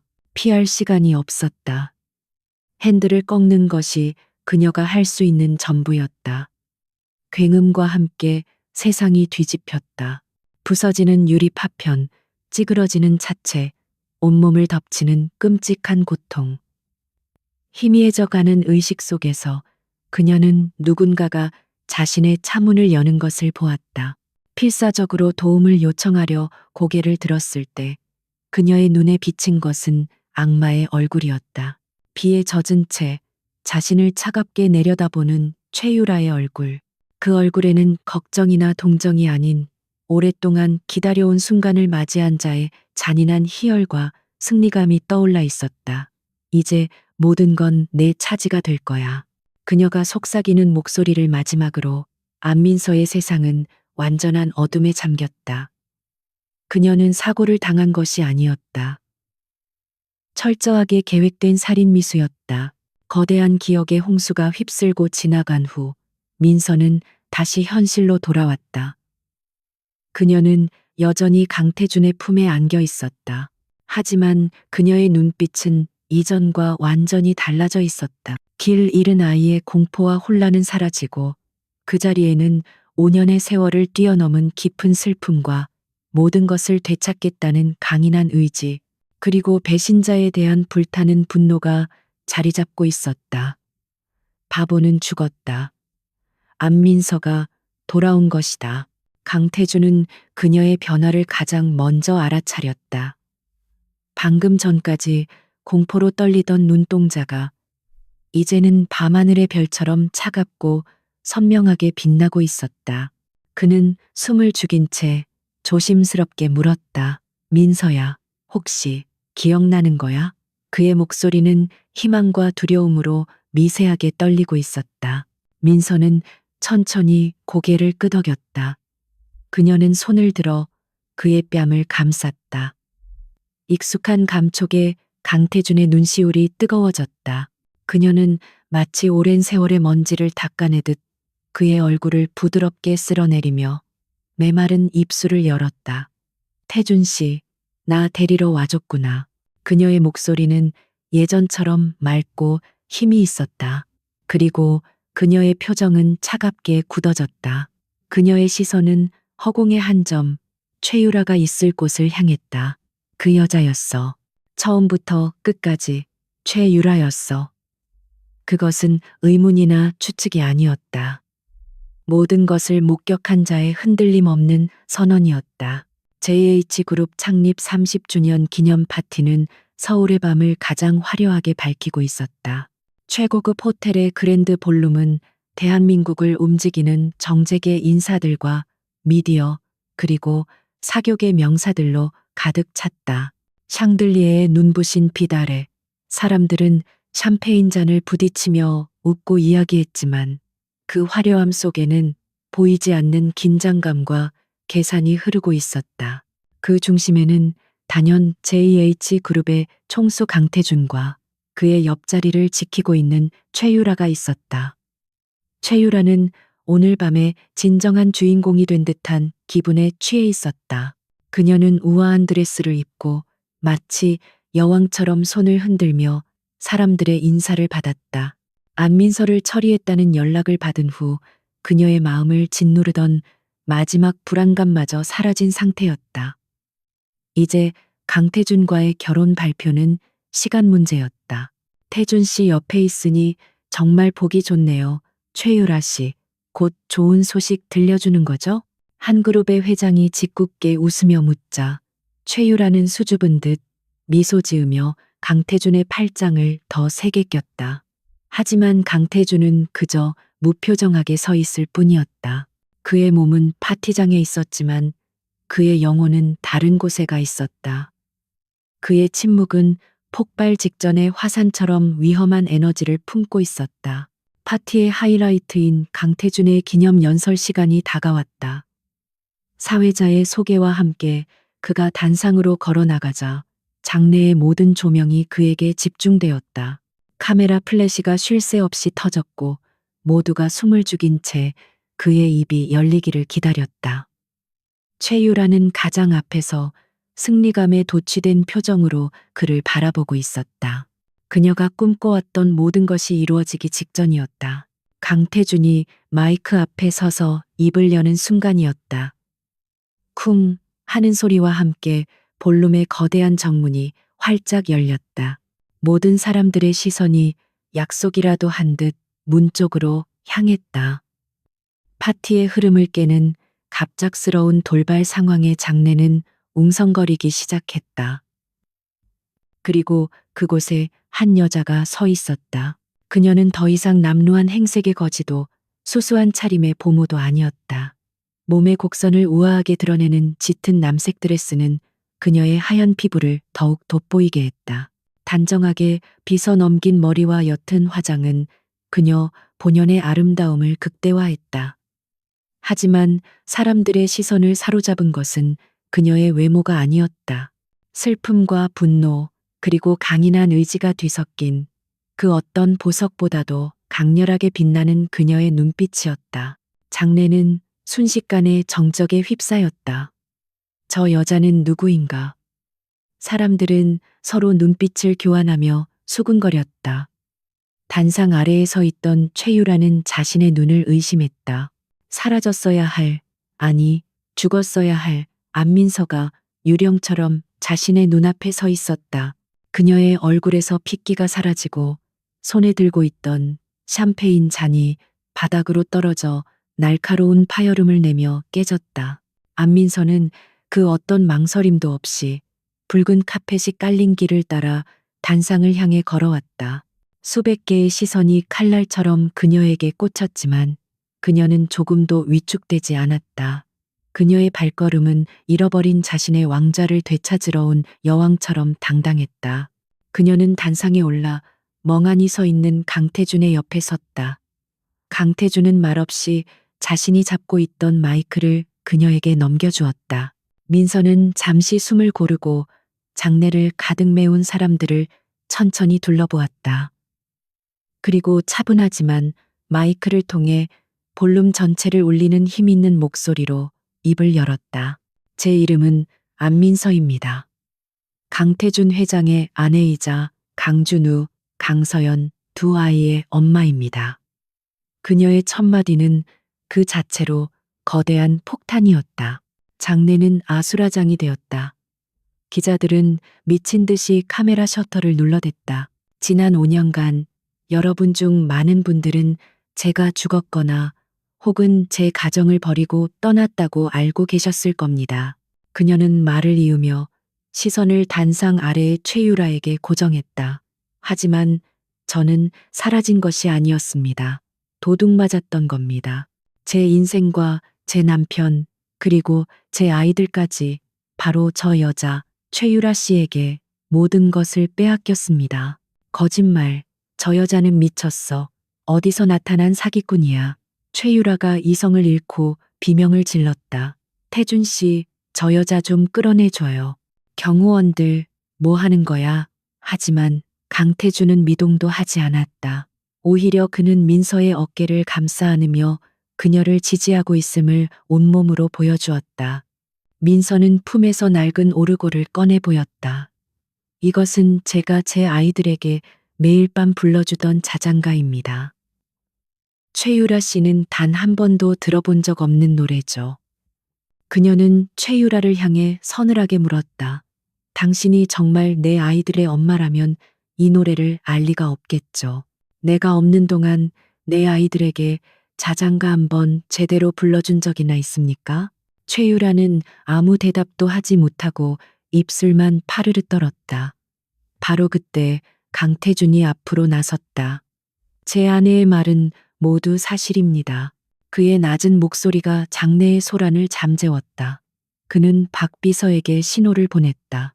그러자 그의 연설을 위해 준비되었던 무대 뒤편에 거대한 스크린이 켜졌다. 가장 먼저 화면에 나타난 것은 국립과학수사연구원의 로고가 찍힌 DNA 검사 결과서였다. 친모 확인, 안민서와 강준우, 강서연의 친자 관계 성립 확률 99.999%. 사람들의 입에서 경악의 탄성이 터져 나왔다. 화면은 곧바로 최유라의 계좌에서 정체불명의 흥신소와 유령회사로 거액이 송금된 내역으로 바뀌었다. 그리고 스피커를 통해 한 남자의 목소리가 울려 퍼졌다. 5년 전 최유라에게 고용되었던 흥신소 직원의 녹음된 증언이었다. 최유라 씨는 사고를 당한 안민서 씨가 스스로 사라진 것처럼 꾸며달라고 했습니다. 거액의 돈을 받고 거짓 증거들을 만들고 흔적을 지우는 일을 했습니다. 마지막으로 화면에 재생된 것은 바로 어제 폐창고 지대에서 촬영된 영상이었다. 괴한들에게 납치되어 필사적으로 저항하는 민서의 모습, 그리고 그들을 제압하는 강태준의 보안팀과 경찰의 모습이 생생하게 상영되었다. 최유라가 저지른 살인미수와 납치, 교사의 모든 증거가 만천하에 공개되는 순간이었다. 모든 것이 끝났다. 최유라의 세상은 산산조각이 났다. 그녀는 더 이상 연기할 수도 변명할 수도 없었다. 아니야. 이건 사실이 아니야. 전부 저 여자가 꾸민 짓이야. 그녀는 실성한 사람처럼 소리치며 단상을 향해 달려들려 했다. 하지만 그녀는 대기하고 있던 보안 팀원들에게 양팔을 붙잡혀 무력하게 제압당했다. 조금 전까지만 해도 그녀에게 아첨하며 웃어주던 사람들은 이제 경멸과 혐오의 눈으로 그녀를 바라보고 있었다. 그녀가 쌓아올린 모든 명예와 부, 그리고 미래가 한순간에 잿더미가 되어 무너져 내렸다. 강태준, 나한테 이럴 순 없어. 내가 당신을 얼마나 사랑했는데.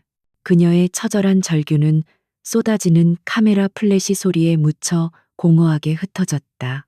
보안 팀원들에게 끌려나가며 최유라는 마지막으로 민서를 노려보았다. 그 눈에는 분노와 함께 모든 것을 잃은 자의 처절한 패배감이 담겨 있었다.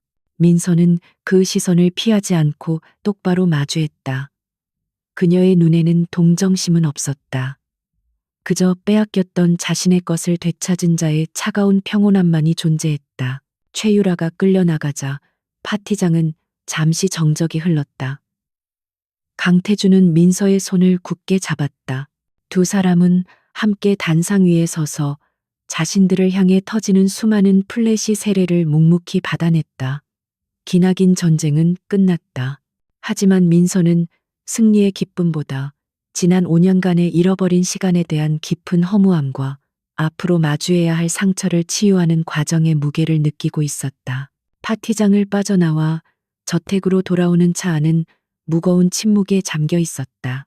방금 전까지 세상을 뒤흔들었던 거대한 폭풍은 거짓말처럼 잦아들고 이제는 그 폭풍이 남긴 잔해를 마주해야 할 시간이었다.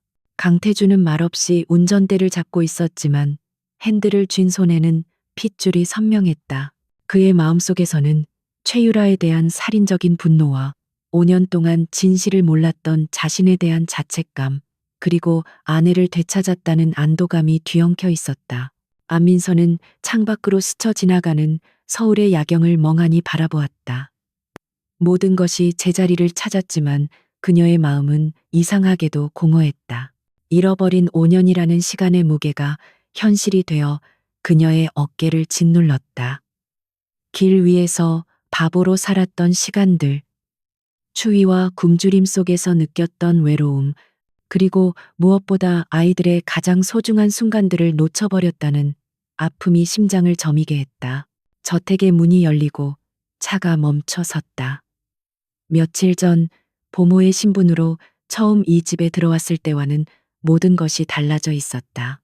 집사와 하인들이 현관 앞에 일렬로 도열해 그녀를 기다리고 있었다. 그들의 눈에는 경이로움과 존경심, 그리고 미안함이 뒤섞여 있었다. 김 집사는 깊이 고개를 숙였다. 돌아오신 것을 환영합니다. 사모님, 그동안 알아보지 못해 죄송했습니다. 민서는 그들의 인사를 받으며 낯선 익숙함 속으로 걸어 들어갔다. 모든 것이 자신의 기억 속에 있던 그대로였지만 동시에 5년이라는 시간의 덮개가 내려앉아 있었다. 그녀는 잠든 아이들의 방으로 먼저 향했다. 천사처럼 잠든 준우와 서연의 얼굴을 보자 그제야 그녀의 얼굴에 희미한 미소가 떠올랐다. 그녀는 아이들의 이마에 차례로 입을 맞추었다. 이것만으로도 그녀가 겪은 모든 고통은 보상받을 가치가 있었다. 그녀가 부부 침실로 돌아왔을 때 강태준이 창가에 서서 그녀를 기다리고 있었다. 방 안에는 무거운 침묵이 흘렀다. 그 침묵을 먼저 깬 것은 강태준이었다. 그는 그녀의 앞으로 다가와 무릎을 꿇었다. 재계의 제왕으로 불리는 남자의 행동이라고는 믿을 수 없는 모습이었다. 미안해, 민서야. 그의 목소리는 물에 젖은 솜처럼 무겁고 깊은 죄책감으로 떨리고 있었다. 내가 더 빨리 알아차렸어야 했어. 당신을 더 필사적으로 찾았어야 했어. 배신감이라는 감정에 눈이 멀어 바로 눈앞에 있는 진실조차 보지 못했어. 나를 용서할 수 있겠어. 그는 차마 그녀의 얼굴을 보지 못하고 고개를 숙였다. 민서는 말없이 그의 앞에 서서 그를 내려다보았다. 그녀의 마음속에서는 원망과 연민이 교차했다. 당신을 원망하지 않아요. 그녀는 천천히 입을 열었다. 최유라는 그 누구라도 속일 수 있을 만큼 교활한 여자였으니까요. 하지만 힘들었어요. 그녀의 목소리가 가늘게 떨렸다. 길 위에서 추위에 떨던 밤, 배고픔에 잠 못 이루던 밤마다 내 삶에 중요한 무언가가 통째로 사라져버렸다는 공허함에 시달렸어요. 그게 무엇인지도 모른 채로요. 가장 아픈 건 우리가 잃어버린 시간이에요. 태준 씨. 그녀의 눈에서 결국 눈물이 흘러내렸다. 우리 아이들이 처음 뒤집고, 처음 기고, 처음 걸음마를 떼던 순간들. 엄마라는 첫 단어를 말하던 순간까지 난 그 모든 것을 놓쳤어요. 그 시간은 우리가 다시는 되돌릴 수 없는 거잖아요. 그녀의 눈물은 지난 5년간 흘리지 못했던 모든 슬픔의 응축이었다. 강태준은 일어나 그녀를 자신의 품에 와락 끌어안았다. 미안해. 정말 미안해. 그는 아이처럼 그녀의 어깨에 얼굴을 묻고 되뇌었다. 그의 등도 미세하게 떨리고 있었다. 두 사람은 오랫동안 서로를 부둥켜 안고 5년간 쌓아두었던 서로의 아픔과 상처를 눈물로 씻어내렸다. 그것은 용서의 과정이자 상처 입은 두 영혼이 다시 하나가 되기 위한 치유의 시작이었다. 다음 날 아침 박 비서로부터 연락이 왔다. 최유라는 파티장에서 연행된 직후 모든 혐의를 자백했다. 살인 미수, 납치 교사, 사문서 위조 등 그녀의 죄는 무거웠고 오랜 기간 감옥에서 죗값을 치르게 될 것이었다. 그녀의 아버지가 운영하던 회사 역시 이번 스캔들로 인해 돌이킬 수 없는 타격을 입고 몰락의 길을 걷고 있었다. 악행의 대가는 혹독하고 정의는 비록 더디더라도 반드시 실현된다는 것을 보여주는 결과였다.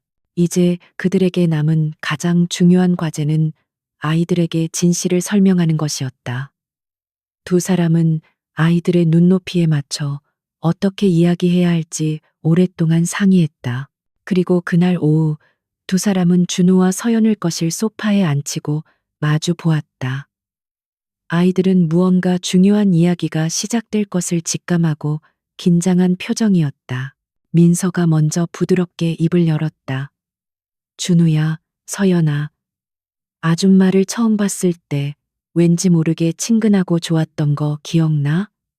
아이들은 고개를 끄덕였다. 그건 말이야. 사실 아줌마가 아주 예전부터 너희들을 알고 있었기 때문이야. 내가 바로 너희들을 낳아준 진짜 엄마거든. 그녀는 조심스럽게 진실을 꺼냈다. 엄마는 아주 오랫동안 아팠어. 그래서 기억을 모두 잃어버렸었단다. 내가 누구인지, 그리고 너희들이 내 사랑스러운 아기들이라는 사실까지도 전부 잊어버렸던 거야. 하지만 이제 괜찮아. 엄마는 이제 다 나아서 모든 게 기억났어. 너희들이 아주 작고 예쁜 아기였을 때 엄마가 품에 안고 노래 불러주던 것도 전부. 그녀는 아이들을 따뜻하게 바라보며 말했다. 강태준이 아이들의 어깨를 감싸 안으며 말을 이었다. 그래, 이제 우리 가족은 다시 다 함께하게 된 거야. 엄마, 아빠, 그리고 준우와 서연이 이렇게 넷이서 말이야. 아이들은 한동안 말이 없었다. 5살 아이들이 이해하기에는 너무나도 복잡한 이야기였다. 잠시 후 서연이 눈을 동그랗게 뜨고 물었다. 그럼 진짜 우리 엄마예요? 이제 다시는 어디 안 가요? 그 순수한 질문에 민서의 가슴이 미어졌다. 그녀는 아이들을 자신의 품에 꼭 끌어안았다. 그럼 진짜 엄마지. 이제 다시는 절대로 너희들 곁을 떠나지 않을 거야. 엄마가 약속할게. 그녀의 약속에 아이들은 그제야 환하게 웃으며 그녀의 품에 파고들었다. 준우는 수줍게 자신의 주머니에서 작은 사탕을 꺼내 그녀의 손에 쥐어주었다. 바보, 아줌마에게 주려고 아껴두었던 것이었다. 그날 밤 민서는 아이들의 침대 옆에 앉아 낡은 오르골을 틀고 자장가를 불러주었다. 5년 만에 제자리를 찾은 노래였다. 아이들은 세상에서 가장 평온한 얼굴로 그녀의 노래를 들으며 스르르 잠이 들었다. 강태준은 방문에 기댄 채 그 모습을 조용히 바라보았다. 그의 차가웠던 저택은 이제야 비로소 진정한 가정의 온기로 채워지고 있었다. 아직 상처는 남았지만 치유는 시작되었다. 1년 후 서울의 하늘은 거짓말처럼 맑았다. 작년에 그 지독했던 장맛비는 먼 과거의 흔적처럼 느껴졌다. 강태준의 저택 정원에는 따스한 햇살이 쏟아졌고 아이들의 웃음소리가 아침 공기를 싱그럽게 채우고 있었다. 예전에 그 차갑고 적막했던 요새는 온데간데 없었다. 이제 이곳은 사람 사는 온기와 행복한 소음으로 가득 찬 진정한 의미의 가정이 되어 있었다. 주방에서는 고소한 팬케이크 냄새가 풍겨왔다. 놀랍게도 프라이팬을 잡고 있는 사람은 강태준이었다. 그의 값비싼 셔츠에는 밀가루가 잔뜩 묻어 있었지만 그의 얼굴에는 미소가 떠나지 않았다. 그의 옆에는 작은 의자를 밟고 올라선 준우가 초콜릿 시럽으로 팬케이크 위에 엉망진창인 그림을 그리며 까르르 웃고 있었다. 일밖에 모르던 냉혈한 CEO의 모습은 이제 어디에서도 찾아볼 수 없었다. 아빠, 이것 좀 보세요. 공룡이에요.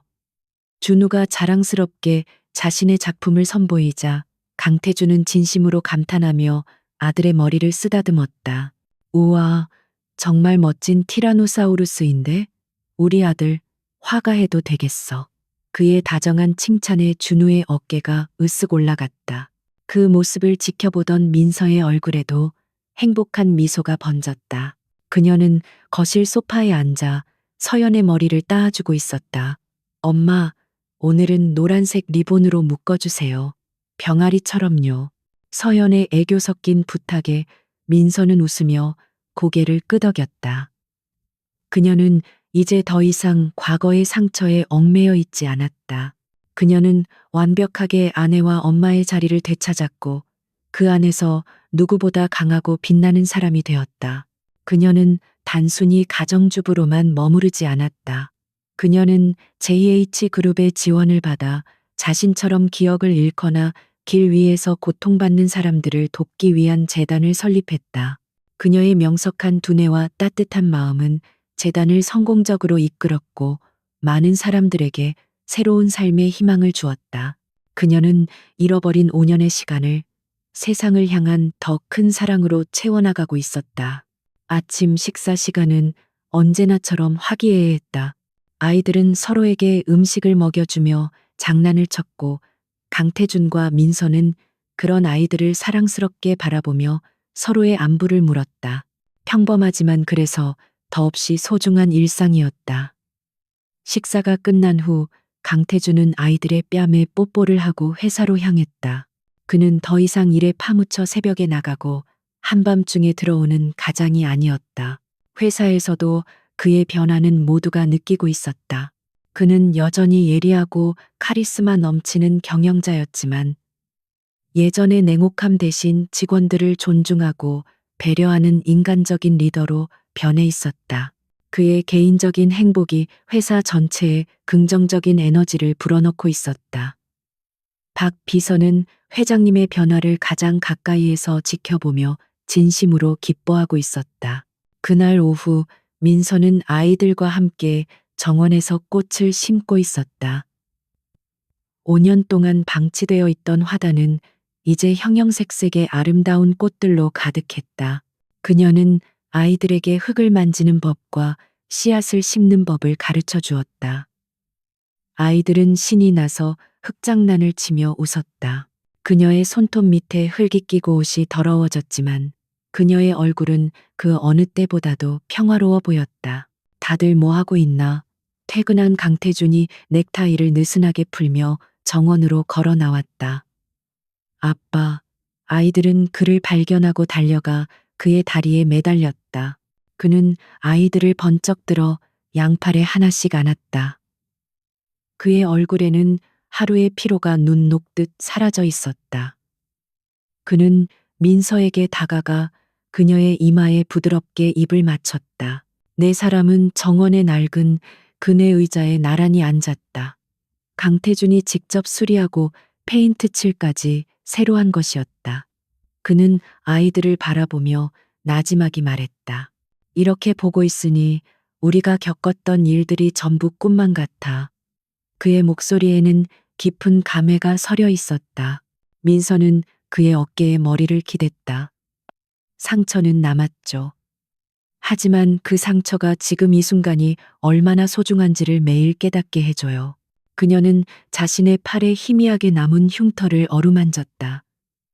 이건 우리의 끝이 아니라 새로운 시작을 알려주는 증표예요.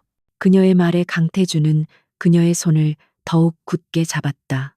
저녁이 되고 해가 서쪽으로 뉘엿뉘엿 넘어가며 하늘을 황금빛으로 물들였다. 저녁 식사를 마친 가족은 다시 정원으로 나왔다. 어둠이 내리기 시작한 정원에는 반딧불이 하나둘씩 나타나 빛을 내기 시작했다. 아이들은 신기해하며 반딧불이를 잡으러 잔디밭 위를 뛰어다녔다. 아이들의 청량한 웃음소리가 땅거미 내린 정원에 울려 퍼졌다. 강태주는 민서의 등 뒤로 다가가 그녀를 부드럽게 끌어안았다. 그는 그녀의 귓가에 속삭였다. 내 남은 평생을 우리가 잃어버린 시간을 채워주는데 쓸게. 매일매일 지금보다 더 행복하게 해줄게. 그의 목소리에는 흔들림 없는 약속이 담겨 있었다. 민서는 그의 품에 편안하게 몸을 기댄 채 아이들을 바라보며 대답했다. 우리는 이제 더 이상 시간을 잃어버리지 않아요. 우리는 지금 새로운 추억을 만들고 있는 걸요. 그녀의 목소리는 더없이 평온하고 행복했다. 두 사람은 말없이 서로에게 기댄 채 반딧불이의 몽환적인 빛 속에서 뛰어노는 아이들의 모습을 바라보았다. 칠흑 같은 빛 속에서 시작되었던 그들의 비극은 이제 황금빛 노을 아래 가장 완벽한 행복의 그림으로 완성되고 있었다. 고통의 시간은 끝났다. 이제 그들 앞에는 사랑과 웃음으로 가득 채워나갈 눈부신 날들만이 남아 있었다. 네 사람의 웃음소리는 저녁 어스름 속으로 길고 따뜻하게 퍼져나갔다.